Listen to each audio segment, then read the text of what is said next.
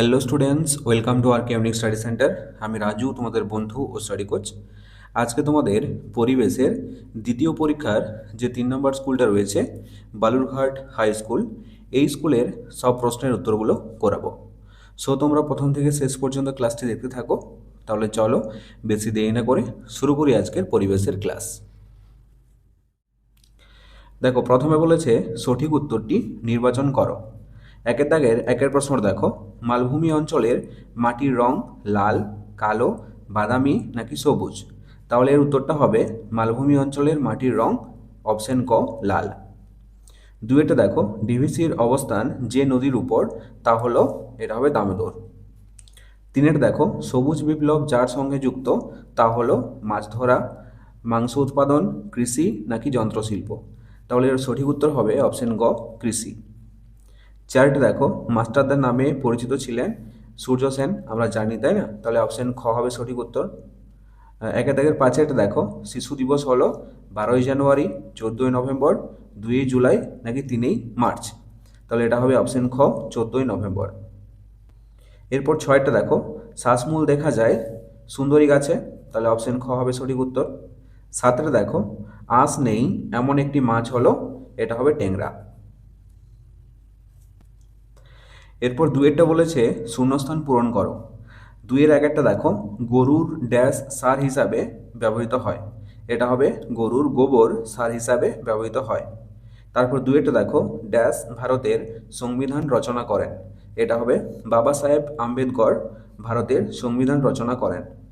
তিনের দেখো, উত্তরাখণ্ড রাজ্যের ড্যাশ হিমবাহের গোমুখ গুহা থেকে গঙ্গার শুরু, এটা হবে উত্তরাখণ্ড রাজ্যের গঙ্গোত্রী হিমবাহের গোমুখ গুহা থেকে গঙ্গার শুরু। এরপর তিনের দেখো, বাম স্তম্ভের সঙ্গে ডান স্তম্ভ মেলাও। প্রথমে রয়েছে ভারতের সাধারণতন্ত্র দিবস, এটা হবে ঘ, ক্ষয়ের সাথে মিলিয়ে দাও 26শে জানুয়ারি। এরপর দুইটা আছে 12ই জানুয়ারি, 12ই জানুয়ারি কি? এটা হবে যুব দিবস, তাহলে গ মিলিয়ে দাও। তারপর আছে 23শে জানুয়ারি, 23শে জানুয়ারি কি? নেতাজির জন্মদিন, তাহলে খ মিলিয়ে দাও। তারপরে চারে আছে শিক্ষক দিবস, এটা হবে কার জন্মদিন হিসাবে, কার জন্মদিন উপলক্ষে পালিত হয়? এটা হবে ক, সর্বপল্লী রাধাকৃষ্ণনের জন্মদিন হিসাবে, জন্মদিন উপলক্ষে। চারটা দেখো, নিচের প্রশ্নগুলির অতি সংক্ষিপ্ত উত্তর দাও। একটা দেখো, ডিভিসি এর পুরো নাম কি? ডিভিসি এর পুরো নাম হলো দামোদর ভ্যালি কর্পোরেশন। দুইটা দেখো, কোন জেলায় বেড়াতে গেলে তুমি অজয় নদ দেখতে পাবে? এটা হবে বীরভূম জেলায়। তিনের দেখো, চৈতন্যদেবের জন্মস্থান কোন শহরে অবস্থিত? এটা হবে নদিয়া জেলার নবদ্বীপে। চারটা দেখো, মালদায় রেশম কীট পালনের জন্য কোন গাছ লাগানো হয়? এটা হবে তুঁত গাছ লাগানো হয়। পাঁচের দেখো, কে বঙ্গভঙ্গের পরিকল্পনা করেছিলেন? এটা হবে লর্ড কার্জন। ছয়টা দেখো, একশৃঙ্গ গন্ডার কোথায় দেখা যায়? এটা হবে জলদাপাড়ায়। এরপর পাঁচেরটা বলেছে নিচের প্রশ্নগুলির সংক্ষেপে উত্তর দাও। পাঁচের একের দেখো, বহরমপুর কেন বিখ্যাত? তাহলে উত্তরটা দেখো, তোমরা এর উত্তরটা পেয়ে যাবে তোমাদের পরিবেশ বইয়ের 79 পাতার এই জায়গা থেকে। দেখো, বহরমপুর কোন জেলা পড়ছে? মুর্শিদাবাদ জেলা। কি জন্য বিখ্যাত? রেশম শিল্প, পিতলের বাসন তৈরির জন্য বিখ্যাত। ওকে, তোমরা এখান থেকে রেশম শিল্প থেকে বিখ্যাত পর্যন্ত লিখবে। এরপর পাঁচের দাগে দুইয়ের প্রশ্ন দেখো, তিতুমিরের আসল নাম কি? তিতুমিরের আসল নাম হলো মীর নিসার আলী।